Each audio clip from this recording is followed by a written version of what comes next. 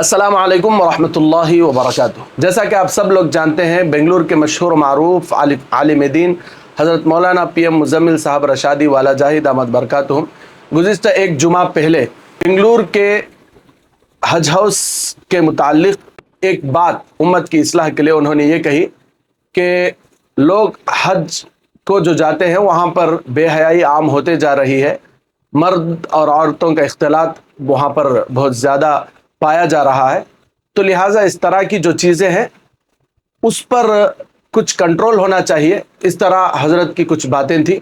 जैसा कि आप सब लोग बल्कि हम सब लोग जानते हैं कि हर दौर में उम्मत को सही राह बताना और गलत चीज़ों पर आगाह करना और तंबीह करना, ये उम्मत मुस्लिमा के जो उलमा है उनका काम रहा है।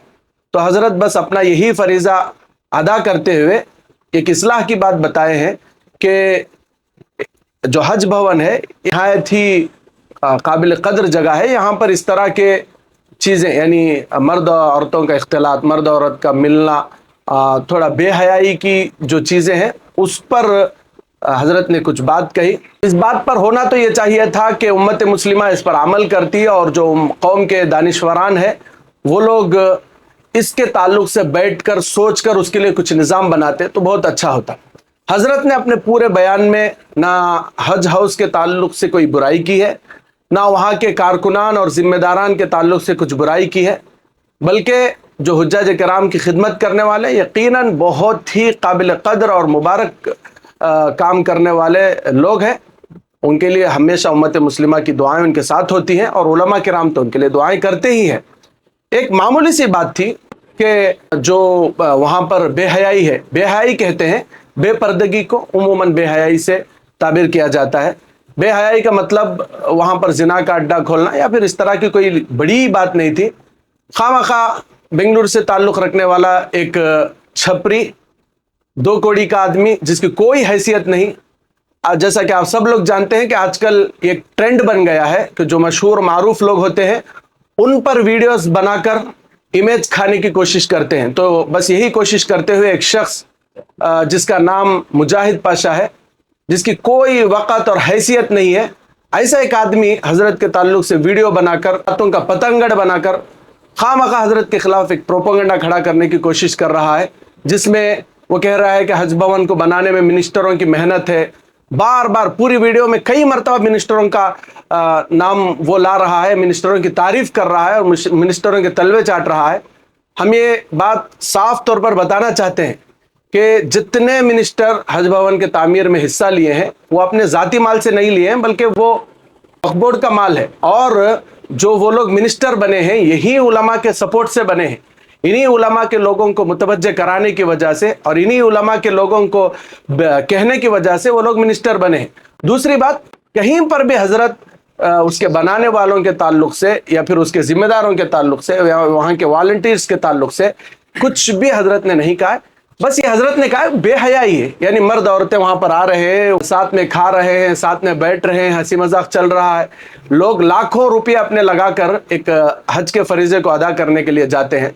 तो ऐसी जगह पर हम लोगों को यानी जो वहाँ पर जाते हैं अपने हाजियों को छोड़ने के लिए इन बातों का ख्याल रखना चाहिए। वहाँ पर बेहयाई से बचना चाहिए। अपने औरतों को अगर ले जाते हैं उनको बापर्दा ले जाना चाहिए और वहाँ पर जो भी बेहयाई से मुताल्लिक चीज़ें उससे अपने आप को दूर रखना, ये हज़रत का मकसद था।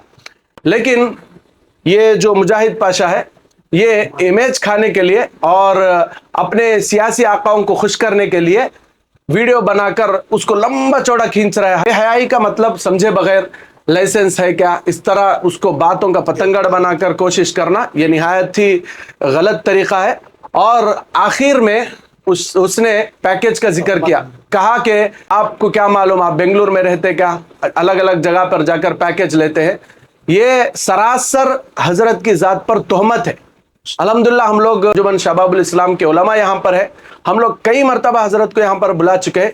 कभी भी हज़रत ने अपनी तरफ से ये मांग नहीं की कि मुझे आने के लिए इतने रुपयों की ज़रूरत पड़ेगी, अगर मैं आना बोले तो मेरा बयान होना बोले तो आपको इतने रुपये देने होंगे, ऐसा कभी भी हज़रत ने नहीं कहा है।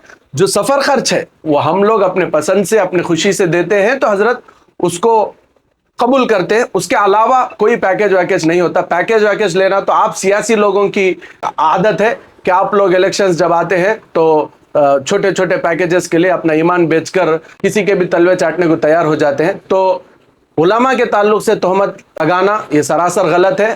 آپ کو یہ یاد رکھنا چاہیے کہ علماء انبیاء کے وارث ہیں۔ اگر آپ علماء کو ٹھیس پہنچا رہے ہیں تو آپ انبیاء کو ٹھیس پہنچا رہے ہیں، تو لہٰذا آپ کو اس بات سے باز آ جانا چاہیے۔ دیکھیے، بعض لوگ کہہ رہے ہیں کہ اس وقت اتحاد کی ضرورت ہے، یہ سب چیزوں کی ضرورت نہیں۔ دیکھیے، شریعت سے بڑھ کر کوئی چیز نہیں ہے۔ شریعت کے دائرے میں رہتے ہوئے جو اتحاد ہوتا ہے، اس اتحاد کی ہم لوگوں کو ضرورت ہے۔ تو حضرت نے جو بھی بات کہی ہے شریعت کے دائرے میں رہتے ہوئے کہی ہے، اور ایک بات بھی حضرت نے زیادہ نہیں کہی ہے۔ جو شخص ویڈیو بنایا اس نے ہر بات حضرت پر غلط ہی اس نے بتائی ہے۔ جو بنگلورو کے ذمہ داران ہیں، جو بنگلور کے علماء ہیں، جو بنگلور کے سوشل میڈیا انفلوئنسرز ہیں، ان لوگوں کو حضرت کے ساتھ کھڑے ہونا چاہیے، اور جو اس طرح کی باتیں کرنے والے ہیں ان لوگوں کا منہ مچانا چاہیے، ورنہ آگے حالات ایسے آئیں گے کہ کوئی بھی عالم حق بتانے کو تیار نہیں ہوگا، اور جب کوئی حق بتائے گا نہیں تو آپ حق پر نہیں چل پائیں گے، اور امت مسلمہ کی اس وقت جو خستہ حالی ہے، یہ خستہ حالی اور زیادہ بڑھ جائے گی۔ خاص طور پر جو حضرت کے تعلق سے آپ نے پیکیج کے تعلق سے جو بات کی ہے وہ حضرت پر تہمت ہے، اس پر آپ کو معافی مانگنا ہے۔ دوسری بات، جو لائسنس کی آپ نے کہی ہے، آپ بے حیائی کا مطلب اتنا گندا لے رہے ہیں، یہی بات کافی ہے آپ کی گندی ذہنیت کو سمجھنے کے لیے۔ بے حیائی کو آپ سیدھا اڈے تک لے جا رہے ہیں۔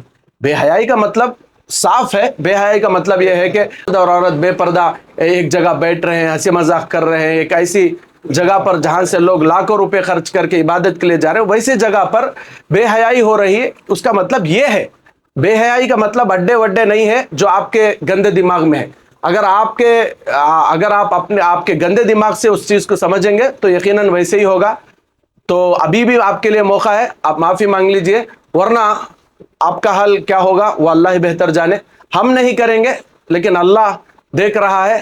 اور انبیاء کے وارثین کو جو بھی بغیر کسی غلطی کے اس طرح کی ان پر تہمتیں لگاتا ہے اور ان کو تکلیف پہنچانے کی کوشش کرتا ہے، ہر زمانے میں ایسے لوگ ذلیل اور رسوا ہوئے ہیں، اور آپ بھی وہی ہوں گے اگر آپ اپنے بات سے واپس نہیں آئیں گے۔